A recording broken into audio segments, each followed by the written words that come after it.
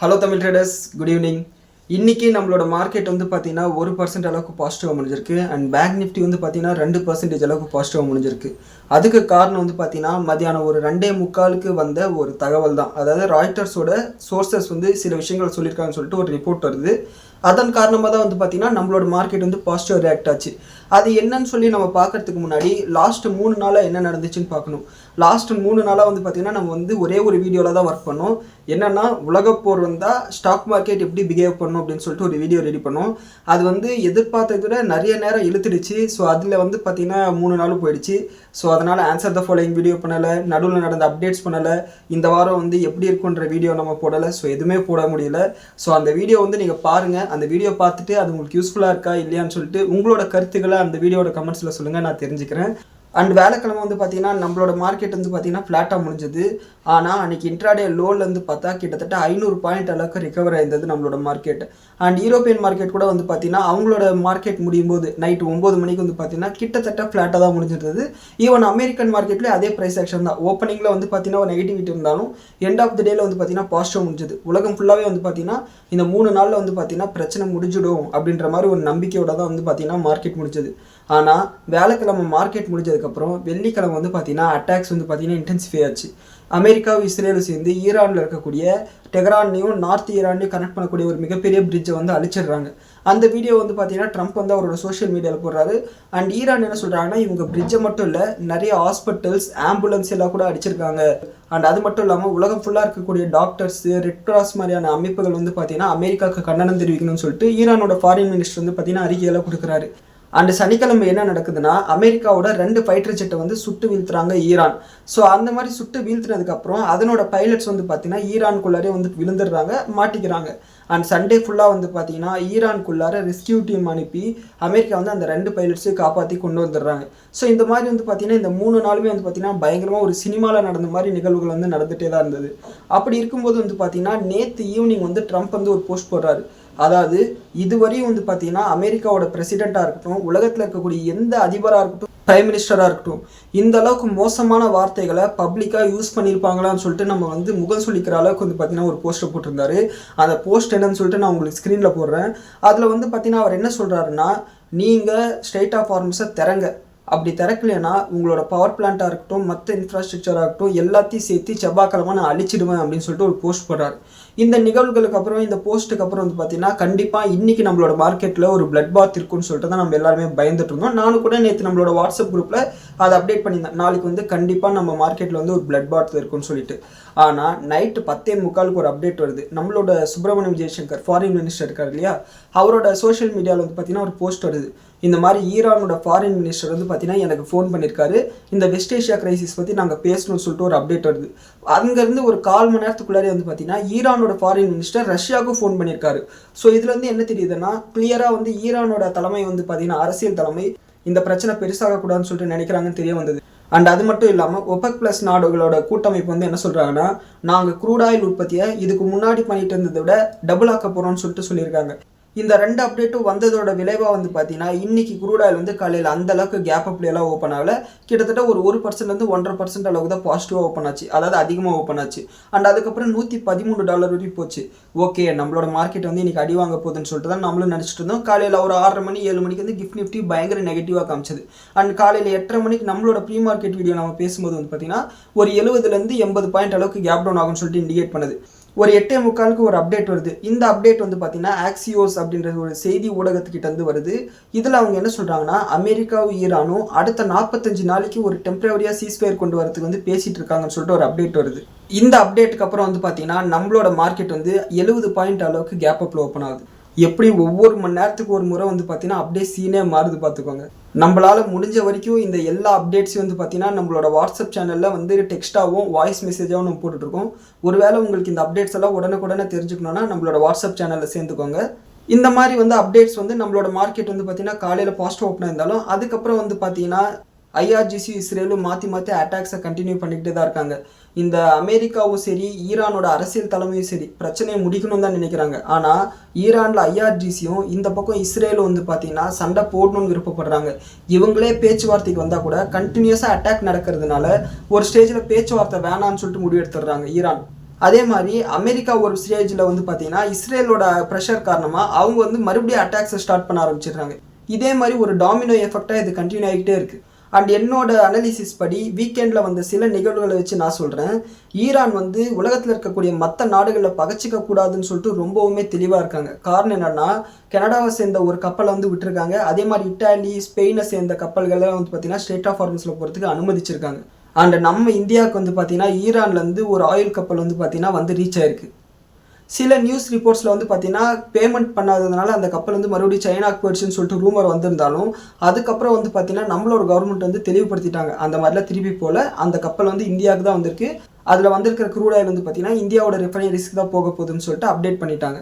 So இதுலேருந்து நம்ம புரிஞ்சிக்க வேண்டியது ஒன்றே ஒன்று என்னென்னா, ஈரான் வந்து இந்த பிரச்சனையை பெருசாக்கக்கூடாதுன்னு சொல்லிட்டு ரொம்பவுமே தெளிவாக இருக்காங்க. அதே சமயம் அவங்களோட இந்த இழப்புகளுக்கு வந்து பார்த்தீங்கன்னா கரெக்டாக ஒரு காம்பன்சேஷனை வாங்கிடணும்னு சொல்லிட்டு தெளிவாக இருக்காங்கன்னு புரிய வருது. ஸோ மார்க்கெட் வந்து பார்த்தீங்கன்னா எந்த பக்கம் போகிறதுன்னு தெரியாமல் ஊசலாடிக்கிட்டே இருந்தது. ஒரு 100 பாயிண்ட்டுக்குள்ளார வந்து பார்த்தீங்கன்னா மேலேயும் கீழே வந்து பார்த்தீங்கன்னா சுற்றிட்டு இருந்தது. ஆனால் மத்தியானம் ஒரு 12:45 மேலே ஒரு அப்டேட் வருது. இந்த அப்டேட் வந்து யார்கிட்டேருந்து வருதுன்னா ராய்ட்டர்ஸ் கிட்டேருந்து வருது. ராய்ட்டர்ஸுக்கு அவங்களோட சோர்சஸ்லேருந்து கிடைச்ச தகவல் என்ன சொல்கிறாங்கன்னா, ஈரானும் அமெரிக்காவும் சேர்ந்து ஒரு அண்டர்ஸ்டாண்டிங் வந்திருக்காங்க. அதில் வந்து என்ன சொல்கிறாங்கன்னா, ஈரான் வந்து மொத்த நியூக்ளியர் ப்ராஜெக்டையும் வந்து நாங்கள் நிறுத்துகிறோம், ஆனால் அமெரிக்கா எங்கள் மேலே போட்டிருக்கிற எல்லா சாங்ஷன்ஸையும் வந்து பார்த்திங்கன்னா ரிமூவ் பண்ணணும்.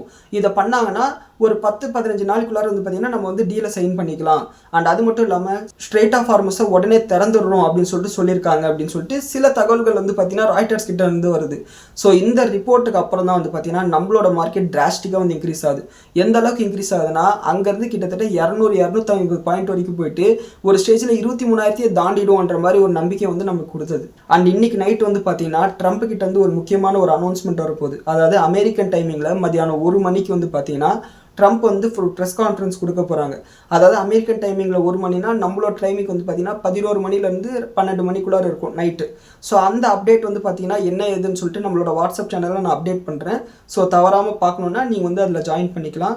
ஸோ அந்த அப்டேட்க்கு அப்புறம் வந்து பார்த்தீங்கன்னா மார்க்கெட் வந்து எந்த பக்கம் வேணாலும் மூவ் ஆகலாம். ஓகே, நாங்கள் சீஸ்ஃபயருக்கு வந்துட்டோம், ஈரான் ஒத்துக்கிட்டாங்க, இந்த மாதிரி வந்து நியூக்ளியர் ப்ரோக்ராம் விட்டுறதா சொல்லிட்டாங்கன்னு சொல்லிட்டாங்கன்னா இது அமெரிக்காவுக்கு மிகப்பெரிய சக்ஸஸ். ஏன்னா ஈரான் வந்து அணு ஆயுதத்தை வச்சுக்க கூடாதுன்றதா அமெரிக்காவோட ஸ்டார்டிங்லேருந்து இருக்கக்கூடிய கிளைம்.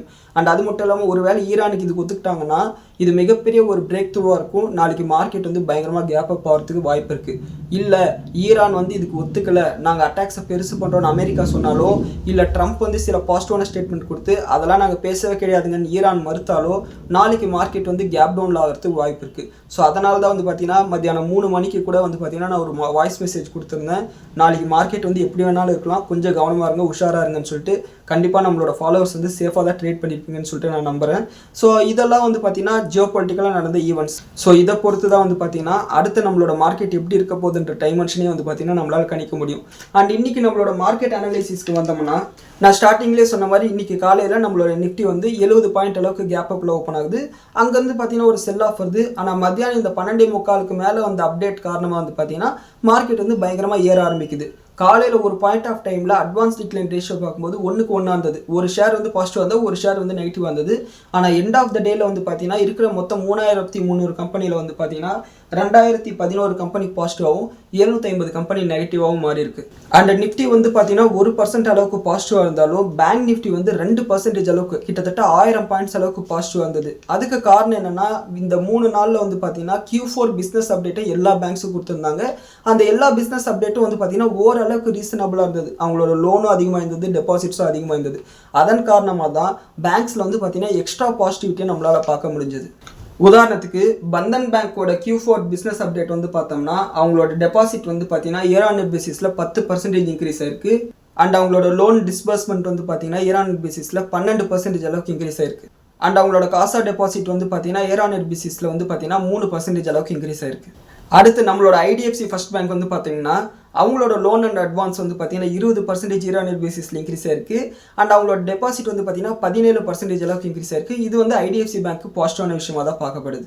அண்ட் அவங்களோட current account savings account deposit rate வந்து பார்த்தீங்கன்னா கிட்டத்தட்ட 49% வந்து அவங்களோட டெபாசிட் இதுலேருந்து கிடைச்சிருக்கு. அதாவது மிச்சம் இருக்கிற 51% தான் வந்து பார்த்தீங்கன்னா ஃபிக்ஸட் டெபாசிட்லேருந்து அவங்களுக்கான டெபாசிட் வந்து கிடைச்சிருக்கதா சொல்லியிருக்காங்க. இது வந்து பார்த்தீங்கன்னா ஒரு பாசிட்டிவான விஷயமாக தான் பார்க்கப்படுது. அடுத்து ஐடிபிஐ பேங்க் வந்து பார்த்தீங்கன்னா அவங்களோட அட்வான்சஸ் வந்து 16% இயர் ஆன் இயர் பேசிஸில் இன்க்ரீஸ் ஆயிருக்கு. டெபாசிட்ஸ் வந்து பார்த்தீங்கன்னா 12% இன்க்ரீஸ் ஆயிருக்கு. அண்ட் அவங்களோட காசா டெபாசிட் வந்து பார்த்தீங்கன்னா 7% இயர் ஆன் இயர் பேசிஸில் இன்க்ரீஸ் ஆயிருக்கு. இது வந்து பார்த்தீங்கன்னா பாசிட்டிவாக தான் இருந்தது. அண்ட் கோட்டாக் மகேந்திரா பேங்கோட டெபாசிட்ஸ் வந்து பார்த்தோம்னா கிட்டத்தட்ட 15% இயர் ஆன் இயர் பேசிஸில் இன்க்ரீஸ் ஆயிருக்கு. அண்ட் அவங்களோட அட்வான்சஸ் வந்து 16%, காசா டெபாசிட்ஸ் வந்து பார்த்தீங்கன்னா 15% இயர் ஆன் இயர் பேசிஸில் இன்க்ரீஸ் ஆயிருக்கு. இவங்களதும் வந்து பார்த்தீங்கன்னா பாசிட்டிவாக இருக்குது. ஆனால் இண்டஸ்இண்ட் பேங்க் வந்து பார்த்தீங்கன்னா அவங்களோட அட்வான்ஸஸ் சரி டெபாசிட் சரி ரெண்டுமே குறைஞ்சிருக்கு. அவங்களோட அட்வான்சஸ் வந்து பார்த்தீங்கன்னா 8% அளவுக்கு குறைஞ்சிருக்கு. டெபாசிட்ஸ் வந்து பார்த்தீங்கன்னா 3% அளவுக்கு இயர் ஆன் இயர் பேசிஸில் குறைஞ்சிருக்கு. இது வந்து பார்த்தீங்கன்னா இண்டஸ்இண்ட் பேங்க்குக்கு நெகட்டிவான விஷயம் தான். ஆனால் ஒரு விஷயம் என்னன்னா, இண்டஸ்இண்ட் பேங்க்கில் மேனேஜ்மெண்ட் மாறினதுக்கப்புறம் வந்து பார்த்தீங்கன்னா அவங்க கம்ப்ளீட்டாக அவங்களோட பேலன்ஸ் ஷீட் எல்லாத்தையும் க்ளீன் பண்ணிட்டு இருக்காங்க. ஒருவேளை அதனோட ஒரு ஸ்டேஜாக கூட இது பார்க்கலாம். ஸோ இன்னைக்கு வந்து பார்த்தீங்கன்னா இண்டஸ்இண்ட் பேங்க் 1% அளவுக்கு பாசிட்டிவாக தான் முடிஞ்சிருக்கு. அது வந்து பார்த்தீங்கன்னா ஓவராலாக மார்க்கெட்டில் இந்த சென்டிமெண்ட் காரணமாக கூட இருக்கலாம். அண்ட் ஸ்மால் ஃபைனான்ஸ் பேங்க்ஸில் வந்து பார்த்தீங்கன்னா ஏயு ஸ்மால் ஃபைனான்ஸ் பேங்க் வந்து பார்த்தீங்கன்னா அவங்களோட அட்வான்சஸ் வந்து பார்த்தீங்கன்னா 25%, டெபாசிட் வந்து 23% இன்க்ரீஸ் ஆயிருக்கு. அண்ட் சூரியோதய் ஸ்மால் ஃபைனான்ஸ் பேங்கோட அட்வான்சஸ் வந்து பார்த்தீங்கன்னா 29% இன்க்ரீஸ் ஆயிருக்கு இயர் ஆன் இயர் பேசிஸில். அண்ட் டெபாசிட்ஸ் வந்து பார்த்தீங்கன்னா 32% வந்து இன்க்ரீஸ் ஆயிருக்கு. ஸோ ஓவராலாக பேங்கிங் அண்ட் ஃபினான்ஷியல் செக்மெண்ட்டில் வந்து பார்த்தீங்கன்னா எல்லா கம்பெனிஸும் வந்து பார்த்தீங்கன்னா நல்ல பிஸ்னஸ் அப்டேட்டாக தான் கொடுத்துருக்காங்க. இது வந்து பார்த்தீங்கன்னா கண்டிப்பாக அவங்களோட ரிசல்ட்ஸ்லையும் ரிஃப்ளெக்ட் ஆகிறதுக்கு வாய்ப்பு இருக்குது. இதன் காரணமாக தான் வந்து பார்த்தீங்கன்னா இன்னைக்கு நிஃப்டி வந்து 1% இன்க்ரீஸ் ஆயிருந்தால் பேங்க் நிஃப்டி வந்து 2% அளவுக்கு இன்க்ரீஸ் ஆயிருக்கு. அடுத்து எஃப்ஐஐ டேட்டா எடுத்துக்கிட்டோம்னா எஃப்ஐஐஸ் வந்து இன்னைக்கு கேஷ் மார்க்கெட்டில் 8167 கோடி ரூபாய்க்கு செல் பண்ணியிருக்காங்க. டிஐஸ் வந்து பார்த்தீங்கன்னா 8089 கோடி ரூபாய்க்கு வந்து பை பண்ணியிருக்காங்க. அண்ட் எஃப்ஐஐஸோட இண்டெக்ஸ் ஷார்ட் போர்ஷன் வந்து பார்த்தீங்கன்னா 83% குறைச்சிருக்காங்க. இது வந்து பார்த்தீங்கன்னா புதன்கிழமை வந்து 84% இருந்தது. ஸோ அவங்களும் வந்து ஷார்ட்ஸை வந்து குறைச்சிட்டு வராங்கன்றது ஒரு நல்ல விஷயமா தான் பார்க்கப்படுது. அண்ட் ஓவராலாக வந்து ப்ராடர் இண்டஸ்ட்ரீஸ்ன்னு பார்த்தீங்கன்னா எல்லா இண்டஸ்ட்ரீஸும் லார்ஜ் கேப்பாக இருக்கட்டும், ஸ்மால் கேப்பாக இருக்கட்டும், மிட் கேப்பாக இருக்கட்டும் எல்லாமே வந்து பாசிட்டிவாக இருந்தது. அண்ட் செக்டோரியல் இண்டஸ்ட்ரீஸில் வந்து பார்த்தீங்கன்னா மீடியாவும் ஆயில் அண்ட் நேச்சுரல் கேஸ் வந்து பார்த்தீங்கன்னா நெகட்டிவ் வந்தது. காரணம் என்னன்னா, இந்த பிரச்சனை முடிஞ்சிருச்சுன்னா குரூட் ஆயிலோட விலை வந்து பார்த்தீங்கன்னா அதிகமாக விழுந்துடும். ஸோ அது வந்து பார்த்தீங்கன்னா அவங்களுக்கு நெகட்டிவான விஷயம். அந்த காரணத்தினால வந்து பார்த்தீங்கன்னா அந்த செக்டார் வந்து பார்த்தீங்கன்னா இன்றைக்கி அடி வாங்கியிருந்தது. அண்ட் ஐடி செக்டார் வந்து பார்த்தீங்கன்னா ஓரளவுக்கு ஒரு 0.5% அளவுக்கு பாசிட்டிவாக முடிஞ்சிருந்தது. ஸோ ஐடி செக்டார் வந்து ரிசல்ட்ஸுக்கு அப்புறம் வந்து பார்த்தீங்கன்னா நல்லா பெர்ஃபார்ம் பண்ணுறதுக்கு வாய்ப்பு இருக்குது. காரணம் என்னென்னா, கண்டினியூஸாக நம்மளோட ஐடி கம்பெனிஸ் வந்து பார்த்தீங்கன்னா இந்த ஆர்டிஃபிஷியல் இன்டெலிஜென்ஸ் பண்ணக்கூடிய பிஸ்னஸஸோட வந்து அக்ரிமெண்ட்டும் சரி டைஅப்பும் சரி பண்ணிட்டு இருக்காங்க. அதன் காரணமாக வந்து பார்த்தீங்கன்னா நம்மளோட ஐடி கம்பெனிஸ் வந்து ரிசல்ட் வரும்போது அந்த கம்பெனிஸோட ஷேர் ப்ரைஸ் இன்க்ரீஸ் ஆகிறதுக்கு வாய்ப்பு இருக்குது. அதுக்காக தான் நான் காத்துக்கிட்டு இருக்கேன். அண்ட் வேதாந்தாவோட பிஸ்னஸ் அப்டேட் பண்ணியிருந்தாங்க. இன்டர்நேஷ்னலாக வந்து பார்த்தீங்கன்னா அலுமினியமோட ப்ரைஸஸ் வந்து அதிகமாகிட்டே இருக்குது. காரணம் என்னென்னா, இந்த பிரச்சனையின் காரணமாக இந்த ஸ்டேட் ஆஃப் ஹார்மஸ் பிரச்சனை காரணமாக வந்து பார்த்தீங்கன்னா சப்ளை செயின் வந்து பார்த்தீங்கன்னா பயங்கரமாக அடி வாங்கியிருக்கு. அதனால் வந்து பார்த்தீங்கன்னா அலுமினியம் ப்ரைஸஸ் வந்து இன்க்ரீஸ் ஆயிருக்கு. அண்ட் அது மட்டும் இல்லாமல் ஈரானில் இருக்கக்கூடிய அலுமினியம் மேனுஃபேக்சரிங் பிளான்ட்டை அடிச்சிட்டாங்க. அதனாலே வந்து பார்த்தீங்கன்னா அலுமினியோட ப்ரைஸஸ் வந்து இன்க்ரீஸ் ஆயிருக்கு. இந்த சூழ்நிலையில் வந்து பார்த்தீங்கன்னா வேதாந்தா அவங்களோட அலுமினியம் உற்பத்தி வந்து பார்த்தீங்கன்னா இதுவரை ஹிஸ்ட்ரியிலே இல்லாத அளவுக்கு அதிகமாக பண்ணியிருக்குன்னு சொல்லியிருக்காங்க. ஈவன் சில்வர் உற்பத்தி வந்து பார்த்தீங்கன்னா அதிகமாக இருக்குன்னு சொல்லியிருக்காங்க. சில்வர் உற்பத்தி அதிகமாக இருக்குன்னா ஜிங்கோட உற்பத்தி அதிகமாக இருக்குன்னு தான் அர்த்தம். ஸோ ஓவராலாக வந்து பார்த்தீங்கன்னா வேதாந்தாக்கு இது வந்து ஒரு பாசிட்டிவ் அப்டேட் தான். அண்ட் அடுத்து வந்து பார்த்தீங்கன்னா எல்பிஜி கிரைசிஸ் வந்து நம்ம இந்தியாவில் வந்து பார்த்தீங்கன்னா அந்த அளவுக்கு பெருசாக இல்லை அப்படின்னு சொல்லிட்டு ஒரு சிக்னல் வந்து நமக்கு வர ஆரம்பிச்சிருக்கு. காரணம் என்னன்னா, ஃபர்ஸ்ட் இந்த எல்பிஜி கிரைசிஸ் வருதுன்னு சொல்லிட்டு நம்மளோட வீடியோவில் வந்து ஒரு மாதத்துக்கு முன்னாடியே நம்ம பேசியிருந்தோம். இந்த பிரச்சனையெல்லாம் ஆரம்பிச்சு ஒரு வாரத்திலே வந்து பார்த்தீங்கன்னா கம்பெனிஸ்க்கு அனுப்பக்கூடிய கேஸை வந்து நிறுத்திட்டாங்க. அதே மாதிரி கமர்ஷியல் சிலிண்டர்ஸையும் வந்து பார்த்தீங்கன்னா நிறுத்த போகிறாங்கன்னு சொல்லிட்டு நம்ம பேசியிருந்தோம். ஆனால் இப்போ வந்து பார்த்தீங்கன்னா கவர்மெண்ட் கிட்ட இருந்து வந்து ஒரு அப்டேட் என்னன்னா, இந்த ஃபெர்டிலைசர் மேனுஃபேக்சர் பண்ணக்கூடிய கம்பெனிஸ்க்கு வந்து பார்த்தீங்கன்னா 90% அளவுக்கு முன்ன எந்த அளவுக்கு போயிட்டு இருந்ததோ அதில் 90% அளவுக்கு கேஸ் வந்து சப்ளை பண்ணுறோன்னு சொல்லிட்டு உறுதி அளிச்சிருக்காங்க. அண்ட் அது மட்டும் இல்லாமல் போரோசில்னு சொல்லிட்டு ஒரு கம்பெனி இருக்குது. அவங்க வந்து பார்த்தீங்கன்னா இந்த கிளாஸ் தயாரிப்பாங்க. கிளாஸ் தயாரிக்கிறதுக்கு வந்து பார்த்தீங்கன்னா பெரிய அளவில் வந்து நெருப்பு தேவைப்படும். அந்த நெருப்புக்கு வந்து பார்த்தீங்கன்னா இவங்க கேஸை கன்சம்ஷன் பண்ணுவாங்க. இவங்க என்ன சொல்லியிருக்காங்கன்னா, நாங்கள் கம்ப்ளீட்டாக எங்களோட ப்ரொடக்ஷனை மறுபடியும் ஸ்டார்ட் பண்ணிட்டோம். அண்ட் அது மட்டும் இல்லாமல் ஆயில் மார்க்கெட்டிங் கம்பெனிஸ் கிட்ட வந்து நாங்கள் வந்து கேஸ் ப்ரொக்யூர்மெண்ட்டுக்கு வந்து பார்த்தீங்கன்னா எல்லா அக்ரிமெண்ட்டும் ரெடி பண்ணிட்டோம்னு சொல்லியிருக்காங்க. அண்ட் இது வந்து பார்த்தீங்கன்னா நம்மளோட கண்ட்ரியில் ஆல்மோஸ்ட் எல்பிஜி கிரைசிஸ் வந்து முடிவுக்கு வந்துருச்சுன்னு சொல்லிட்டு நம்மளுக்கு ஒரு சிக்னலை கொடுக்குது. நான் ஏற்கனவே சொன்ன மாதிரி இந்த ஸ்டேட் ஆஃப் ஹார்மஸில் ஈரான் வந்து செலக்டடாக கப்பல்களை அனுப்பிச்சிட்டே இருக்காங்க. இந்த வீக்கெண்டில் மட்டும் கிட்டத்தட்ட 23 கப்பல்கள் வந்து பார்த்தீங்கன்னா ஸ்டேட் ஆஃப் ஹார்மஸில் போயிருக்கு. இந்த பிரச்சனையெல்லாம் ஆரம்பிக்கிறதுக்கு முன்னாடி 130 கப்பல் அளவுக்கு ஒரு நாளைக்கு வந்து ஸ்டேட் ஆஃப் ஹார்மஸை வந்து கிராஸ் பண்ணும். இப்போ வந்து பார்த்தீங்கன்னா 23 கப்பல் அளவுக்கு கிராஸ் பண்ணியிருக்கு. இந்த பிரச்சனை பீக்கில் போயிட்டு இருக்கும்போது மார்ச் நடுவில் வந்து பார்த்தீங்கன்னா ஒரே ஒரு கப்பல் தான் ஒரு நாளைக்கு போகும். மொத்தமாகவே ஒரு கப்பல் தான் போகும்.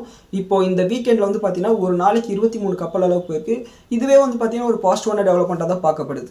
அண்ட் லாஸ்ட்டாக வந்து பார்த்தீங்கன்னா சிப்லாக்கும் டாக்டர் ரெட்டிஸ் லெபார்ட்டரிக்கு ஒரு பாசிட்டிவான அப்டேட் வந்திருக்கு. என்னன்னா, இவங்களோட நின்டெடானிப் அப்படின்ற ஒரு ஜென்ரிக் மாத்திரைக்கு வந்து பார்த்தீங்கன்னா யூஎஸ்எஃப்டியோட ஃபைனல் அப்ரூவல் வந்து கிடைச்சிருக்கு. அண்ட் இதனால் இவங்களுக்கு $100 மில்லியன் அளவுக்கு ஒரு வருஷத்துக்கு பிஸ்னஸ் கிடைக்கிறதுக்கு வாய்ப்பு இருக்குது. இதனால் இவங்களோட இபிஎஸ் அப்கிரேட் ஆகிறதுக்கு வாய்ப்பு இருக்குது. இது வந்து பார்த்தீங்கன்னா இந்த கம்பெனிஸ்க்கு வந்து ஒரு பாசிட்டிவான அப்டேட். அண்ட் அது மட்டும் இல்லாமல் அமெரிக்காவில் வந்து டேரிஃப் போட போகிறதா ஒரு பொருளையை கிளப்பி விட்டாங்க இல்லையா, அது என்னன்னா ஜென்ரிக் மருந்துகளுக்கு அந்த டேரிஃப் கிடையாது, பேட்டன்டட் ட்ரக்ஸ் இருக்கு இல்லையா, அதுக்கு தான் வந்து பார்த்தீங்கன்னா இந்த டேரிஃப் வந்து செல்லுன்னு சொல்லியிருக்காங்க. அண்ட் இது வந்து பார்த்தீங்கன்னா டாக்டர் ரெட்டி, சன் ஃபார்மா மாதிரியான சில கம்பெனிஸ்க்கு வந்து பார்த்தீங்கன்னா நெகட்டிவான விஷயமா இருந்தாலும் கூட ஈவன் இந்த கம்பெனிஸே வந்து பார்த்தீங்கன்னா பெரிய அளவுக்கு ஜென்ரிக்ஸ் மெடிசன்ஸை வந்து பார்த்தீங்கன்னா அமெரிக்காவுக்கு ஏற்றுமதி பண்ணுறாங்க. ஸோ ஒரு வகையில் வந்து பார்த்தீங்கன்னா இது வந்து இந்தியன் ஃபார்மா கம்பெனிஸ் வந்து பெரிய அளவில் பாதிக்காது. அண்ட் இதுதான் வந்து பார்த்தீங்கன்னா இன்னைக்கு நம்மளோட மார்க்கெட்டில் நடந்த சில அப்டேட்ஸ். அண்ட் இப்போ நம்ம பேசிட்டு இருக்கிற இந்த நேரத்தில் வந்து பார்த்தீங்கன்னா டவ் ஜோன்ஸ் வந்து ஒரு 0.25% அளவுக்கு வந்து பாசிட்டிவாக இருக்குது. அண்ட் நம்மளோட கிஃப்ட் நிஃப்டி வந்து பார்த்தீங்கன்னா நாளைக்கு ஒரு 100 பாயிண்ட் அளவுக்கு கேப் அப்பில் ஓப்பன் ஆகும்னு சொல்லிட்டு இண்டிகேட் பண்ணிட்டு இருக்கு. காரணம் என்னன்னா இன்னைக்கு நைட் ஒரு 11-12 மணிக்கு வந்து பார்த்தீங்கன்னா ட்ரம்ப் மறுபடியும் பேச போறாரு.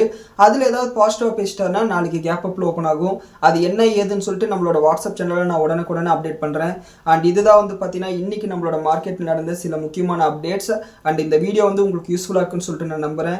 அண்ட் இந்த வீடியோ பற்றின உங்களோட கருத்துக்களை கீழே கமெண்ட்ஸில் சொல்லுங்கள். அண்ட் இந்த வீடியோ உங்களோட ட்ரேடிங் ஆர் இன்வெஸ்டிங் யூஸ்ஃபுல்லாக இருக்குன்னு நீங்கள் நினச்சிங்கன்னா இந்த வீடியோக்கு ஒரு லைக் கொடுங்க.